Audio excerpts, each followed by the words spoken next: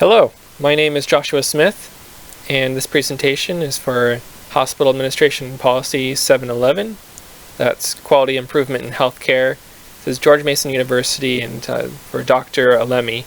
The title of my presentation is Analysis of Inova Fairfax Hospital compared to MedStar, Washington, D.C. from 2011 to 2016. The source of my data will come mainly from data.medicare.gov. Data limitations. There are a couple limitations for this data. There's a limited time range of only a few years. There's also no context given for the data in the sense that we can see what the data says, what the results of these two health systems were over those couple years. It's left up to analysis to determine what the cause is, what this data means. The first graph, percentage of patients assessed for rehabilitation after stroke.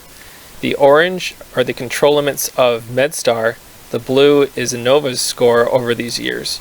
You can see there was an increase through these years, hitting the very top of their control limit but not crossing it.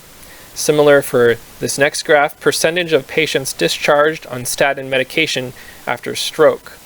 And I researched statin. It's a medication that assists with preventative care for after a patient has received a stroke.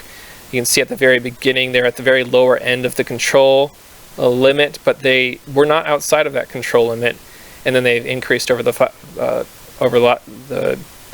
few years of this data. However, they always stayed within those control limits. They were never statistically different, significantly different. Percentage of patients that received stroke education after stroke.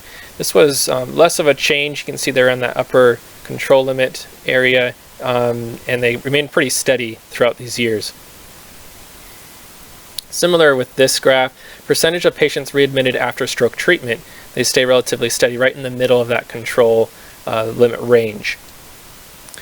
Now, this was the one one of the only data that I saw that dropped. Percentage of deaths after stroke treatment, where Inova actually saw a dip in the statistic. However, it remained relatively consistent, and it was always within those control limits of MedStar. So it's very comparable in that data. Summary: the data between the two systems does not differ significantly. As we saw from these graphs, the data always remained within the control limit of MedStar, and so there truly was not a large difference between the care of the two health systems. We did see that some data are on the very edge of the control limits, but they never crossed that limit. Conclusion: stroke patients receive similar care at both health systems, and so I have no personal preference from Inova or MedStar as to which care I would go to as a stroke patient.